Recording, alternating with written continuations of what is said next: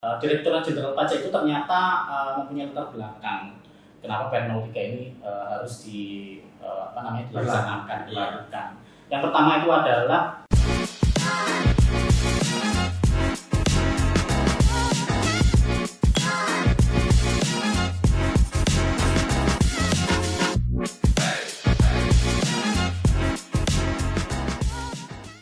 beli kuda di Kuta Gresik.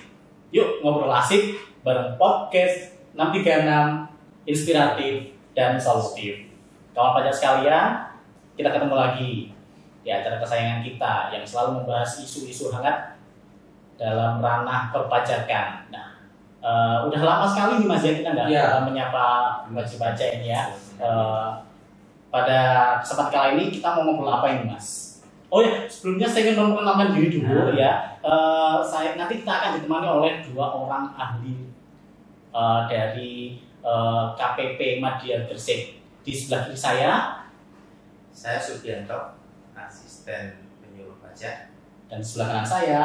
Kalau saya Hendro, saya fungsional penyuluh pajak juga. Oke, bersama nanti kita akan membahas isu paling hangat yang saat ini sedang kita hadapi. Apa itu, Mas? Kalau isunya banyak Mas. Oh banyak ya. Kalau isunya banyak sekali. Kalau kita barusan ingat akhir-akhir pekan ini kan sudah ada 14 PMK. 14 PMK baru. Plus 1 PER. Satu dan Dirjen. Nah, kalau yang hari ini apa yang kita bahas? Diskusi kita pada kesempatan kali ini apa Mas Udi? Kayaknya ini ya, yang pekan-pekan ini yang paling ramai itu terkait dengan pemberlakuan batas waktu 15 hari setelah dibuatnya faktur itu. Kalau kemarin kan tidak ada batas waktu. Nah, diuploadnya kan kalau kemarin boleh kapan pun silahkan diupload gitu. Udah dibuat fakturnya, tinggal diuploadnya, kemudian selesai. Sekarang peraturannya berubah. Menarik sekali. Ini kisi-kisi yang akan kita bahas pada kisi-kisi sudah langsung gitu sekali. Langsung kisi-kisi yang akan kita bahas pada kesempatan kali ini. Kita nanti akan membahas tentang Per Dirjen nomor 3 tahun 2022, yaitu tentang faktur pajak. Faktur pajak. Langsung menunjuk faktur pajak ya. Jadi memang kawan pajak dalam beberapa bulan ini kita sudah memberlakukan yang namanya Per 03. Jadi di situ kawan pajak pasti sudah mengalami adanya beberapa perubahan-perubahan pada saat membuat atau menerbitkan faktur pajak.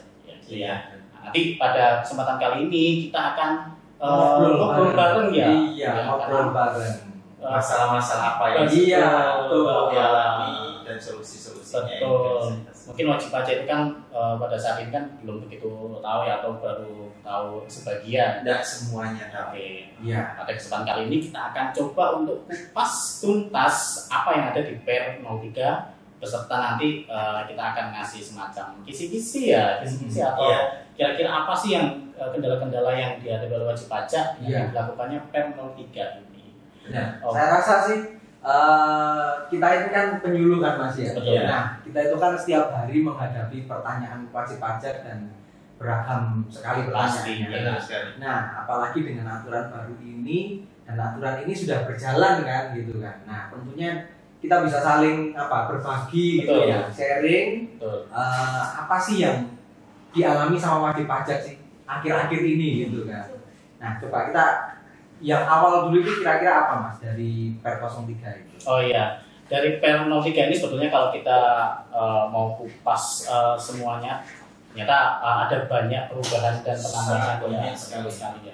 Jadi sebelumnya kita akan kupas dulu kenapa sih terbit Per 03 ini ya. Kenapa muncul Per 03 ini, kenapa harus diberlakukan. Nah, Direktorat Jenderal Pajak itu ternyata mempunyai latar belakang.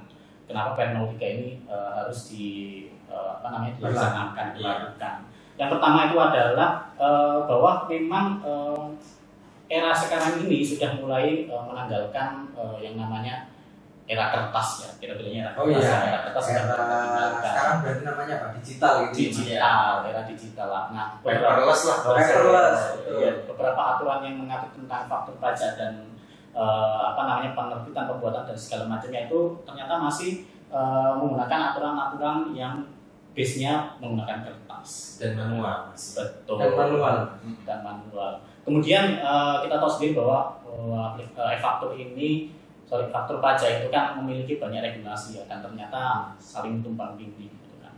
Kemudian ternyata di kondisi di lapangan juga membutuhkan sebuah penanganan khusus gitu. Nah, kalau bicara kondisi di lapangan itu ya beragam sekali loh Mas. Ya, kondisinya wajib pajak gitu. Betul. Dan perubahan dari proses bisnis wajib pajak itu juga sangat banyak. Betul sekali, dan itu ternyata belum diatur oleh peraturan-peraturan yang sebelumnya. Sehingga kita sendiri sebagai pelaksana yang harus menjelaskan, justru kita tidak tahu proses bisnis itu masuk mana ini. Betul sekali. Bagaimana penanganan PPN-nya seperti apa, urutannya seperti apa, gitu. Karena tidak ada aturan gitu. Betul, dan akhirnya pada muaranya kan dengan kompleksitas seperti itu dibutuhkan sebuah aturan untuk memberikan kepastian hukum, dan yang penting adalah kemudahan dalam membuat faktur pajak. Gitu ya.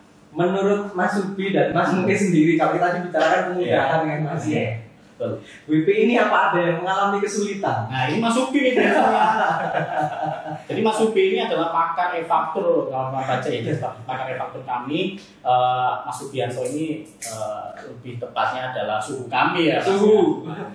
Silakan diceritakan. Mas. Coba ceritakan sedikit Mas. Jadi sebenarnya sebutan pakar itu kurang tepat, tapi lebih sering menemui WP yang bermasalah dan bermacam-macam. Kebetulan saja solusinya masih bisa dicari. Artinya saat saya ketemu solusi itu ya langsung aja saya share. Mungkin ada dari kalangan kawan pajak yang masih belum tahu, langsung kasih tahu. Dari teman-teman tanya, langsung kasih taw. Jadi bukan karena pakar ahli, kebetulan masalahnya udah nyampe duluan gitu. Sudah tahu lebih dulu Mas.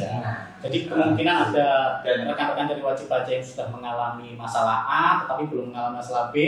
Di lain sisi ada wajib pajak yang sudah mengalami masalah B tapi belum mengalami masalah A. Iya, seperti itu jadi ya. seringkali karena begitu ya, mau nggak mau kita harus minimal mengingatkan solusi ini untuk yang ini untuk yang ini. Ya dokter lah harus tahu obatnya itu yang mana ya. Betul sekali. Jadi e-faktur memang multiverse Mas ya. Masalahnya kadang muncul sebelum solusi itu diterbitkan gitu ya. Benar sekali. Tapi kita harus tetap mengapresiasi dari Direktur Jenderal Pajak. Karena kan bagaimanapun juga itu kan kita kan bertransformasi atau berubah untuk semakin memudahkan wajib pajak. Gitu kan. Tujuan utama kita adalah kemudahan pajak. Tapi bukan cuma kemudahan, tapi kepastian. Betul sekali. Plus satu lagi itu jangan sampai ketinggalan zaman. Nah, itu. Mudah, tapi kalau ketinggalan zaman, bagi orang sekarang mungkin mudah kan era digital. Orang lama mudah itu pakai kertas ya. Karena ngalami ketemu WP kayak gitu. Dulu enak pakai gini, aplikasinya gini, saya sudah kadung bisa. Tapi ini begitu ada aplikasi baru, saya nggak bisa pakai. Ya jadi nggak bisa. Hampir menyerah, tapi alhamdulillah masih bisa. Gitu. Oke, kawan pajak, jadi nanti sambil kita ngobrol-ngobrol nanti kita akan membahas beberapa poin-poin perubahan perubahan yang kemungkinan tidak akan semua akan kita bahas, tetapi kita akan membahas yang sering terjadi di lapangan. Contohnya adalah kita temui di lapangan. Contoh misal ternyata sekarang sudah ada penomoran baru menggunakan kode 050 itu apa sebetulnya? Kemudian ternyata tadi Mas Wi juga sudah memberikan kisi-kisi kalau ternyata faktur pajak itu sudah harus di-upload sebelum tanggal 15. Sedangkan kita bahas dan konsekuensinya seperti apa gitu kan. Kemudian masih banyak sih yang akan kita kita sharing ya. Untuk yang pertama dulu kira-kira ini Mas, dari setelah hampir 1 bulan, 2 bulan ya? 2 bulan ya Mas ya, 2 bulan dengan berlakunya PER ini, kira-kira Mas Subi yang paling sering apa Mas kira-kira? Apa yang paling urgent? Paling urgent atau paling sering? Yang paling sering ditanyakan oleh wajib pajak. Saya akan mulai dengan ini aja kali ya, dengan topik tentang penerapan tanggal 15. Itu benar-benar benar-benar membuat wajib pajak kelimpungan ya, karena memang ini adalah kebiasaan baru, ya kan? Iya. Jika sebelumnya wajib pajak itu beranggapan bahwa faktur pajak itu bisa di upload atau mendapatkan approval sukses ya, kapanpun paling lambat sebelum dilaporkan. Iya. Tapi ternyata sekarang DJP memberikan batasan, memberikan tanggal keramat berarti. Betul. Tanggalnya adalah tanggal 15. Gimana Mas Yubi? Bisa diceritakan sedikit ini? Kalau yang dialami praktek ya, ya, ketika sudah menghadapi wajib pajak atau kan pajak yang begitu berlakunya ini, sebagian besar protes. Protes.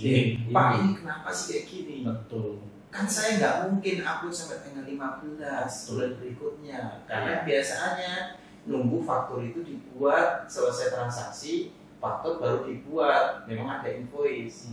Kalau dulu kan kita patokannya penting punya nomor seri faktur pajak, terus dibuat faktur kapan pun bisa, tanggalnya tanggal nomor serinya itu bisa. Nah, setelah itu diupload pasti berhasil sepanjang memenuhi ketentuannya. Cuman ini yang baru ini sudah terlanjur kan sebenarnya sampai 15 Mei ya, baru beberapa hari yang lalu. Nah ini ada yang mengumpulkan akhir bulan baru di-upload. Dia coba upload tiap hari, memang ada ribuan faktur memang. Ada ribuan faktur di-upload satu hari, pagi sampai siang dapat sekian, besoknya, begitu lewat tanggal 15, ada yang belum terupload, proteslah ke kita. Itu. Betul sekali. Dan yang saya merasa agak bersalah itu, waduh, Mas Yubi sudah merasa bersalah ini. Jadi begini, ini wajib pajak yang merasa belum dikasih tahu. Padahal kita sudah loh ya. Ya. Kita sudah undang semua wajib pajak ya. Betul sudah. Ada ribuan kita undang sampai berapa kali sesi? Betul. Ya paling nggak ya. Ya. Kita sudah melaksanakan kelas pajak ya. Iya. Di sini sebenarnya saya merasa bersalah kok sampai belum tahu gitu. Terus kemudian saya klarifikasi lagi, ternyata oh iya mungkin waktu itu yang terima itu pegawai yang lain, Mas saya nggak dapat informasi. Ya. Memang kondisi di lapangan berbeda-beda Mas ya. Itu memang. Jadi untuk kawan pajak kalau misalnya ada aturan baru, proaktif aja tanya gitu. Jangan kayak nunggu kita undang, kita kasih tahu seperti itu, nggak perlu gitu. Memang kita akan undang dan kita usahakan ya. Semua aturan baru itu kita sosialisasikan sebisa mungkin sebelum berlaku ya. Betul. Nah, Mas Hendro, sekarang kira-kira kita akan perjelas saja ya. Penerapan batasan tanggal 15 itu seperti apa? Jadi wajib pajak. Nanti setelah melihat podcast kita sudah harus melaksanakan aturan tersebut. Oh gitu. Jadi contoh paling sederhananya sebenarnya seperti ini. Contoh misal nih ya, wajib pajak membuat faktur pajak di tanggal 5 April.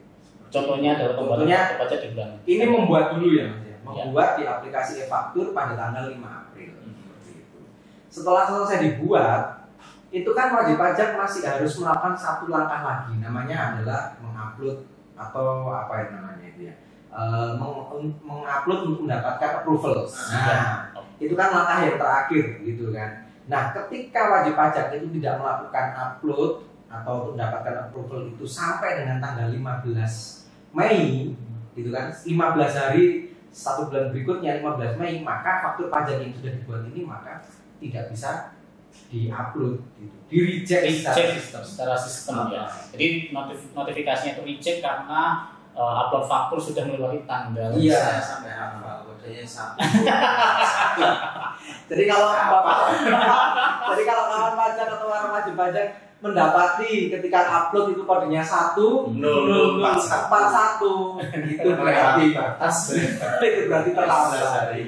Jadi alangkah lebih baiknya ketika sudah bikin faktur pajak, kalau memang transaksinya sudah sesuai, sudah betul, langsung aja diupload gitu kan. Toh wajib pajak itu bagaimanapun juga wajib pajak itu masih ada kok kesempatan untuk bikin faktur pajak pengganti. Nah ini yang menarik, faktur pajak pengganti. Apakah penerapan tanggal 15 itu juga berlaku kepada faktur pajak pengganti? Nah, karena kemarin ada wajib pajak yang menanyakan, Pak ini saya itu sudah bikin faktur pajak bulan April. Nanti kalau misalkan tanggal-tanggal ini kan udah lewat tanggal 15. Berarti sudah sukses Prof ya itu. Sudah sukses Nah, saya itu mau menggunakan saya itu baru menyadari kalau ada kesalahan dalam pembuatan faktur pajak ini. Apakah saya masih bisa menggunakan penggantian gitu? Nah, gimana Mas Udi? Saya? Iya. Kalau penggantian bisa. Bisa. Awalnya saya itu juga bingung ini gimana caranya kalau dulu penggantian kan tanggalnya sama dengan normal.